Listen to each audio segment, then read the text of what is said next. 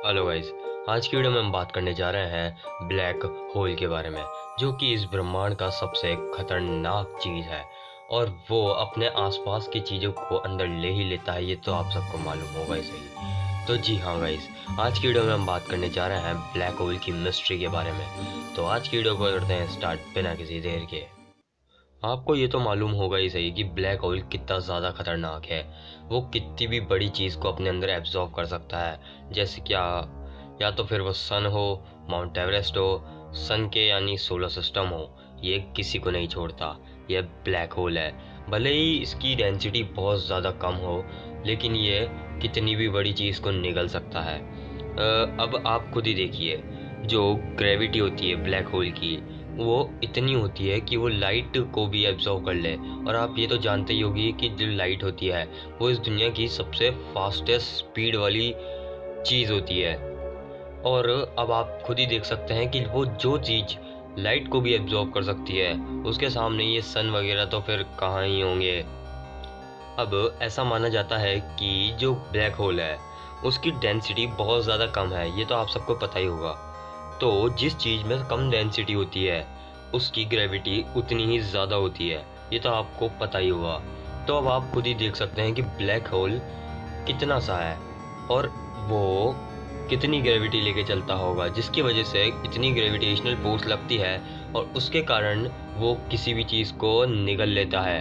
अब आप खुद ही देखिए, अगर हम माउंट एवरेस्ट का जो हाइट है वो 1 नैनोमीटर से भी कम कर दें तो वो अर्थ को एब्जॉर्व कर लेगा। अर्थ नहीं, वो सन को एब्जॉर्व कर लेगा। वो ब्लैक होल का रूप ले लेगा।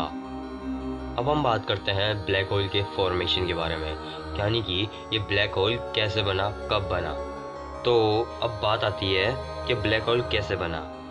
ये जब एक स्टार की डेथ होती है, यानी कि जब स्टार एक मरता है तारा, तो उसको अपन क्या कहते हैं, सुपरनोवा। ये तो आप सबको मालूम होगा ही सही। और जब वो सुपरनोवा होता है, धीरे धीरे से उस पॉइंट पे जिस पॉइंट पे स्टार की डेथ हुई है, उस पॉइंट पे धीरे धीरे डेंसर होने लग जाता है और उसकी वजह से वो ब्लैक होल का रूप ले लेती है। और उसके अंदर की जो ग्रेविटी होती है वो बहुत ज़्यादा ही बढ़ जाती है। और जिस पॉइंट पे ब्लैक होल बनता है तारे के डेथ के बाद, उस पॉइंट को द पॉइंट ऑफ सिंगुलरिटी भी कहते हैं। और ब्लैक होल में एक इवेंट होरिजन नाम से भी एक लाइन होती है।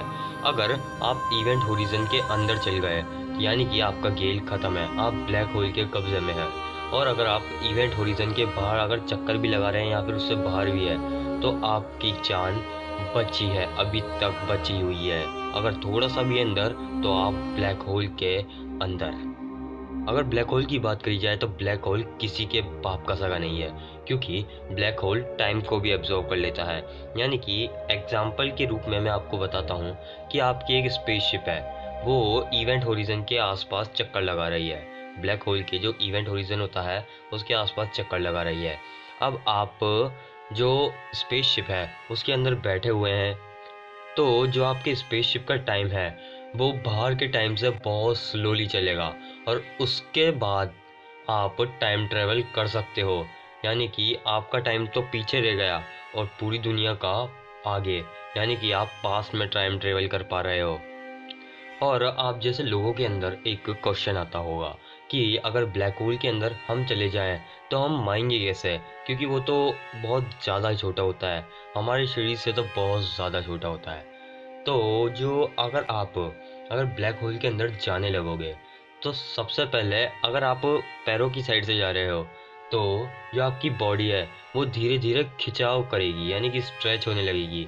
और वो इतनी स्ट्रेच हो जाएगी कि जो आपके अंदर के मसल्स और मॉलिक्यूल्स है वो एकदम स्ट्रेट एक पोल के जैसे हो जाएंगे।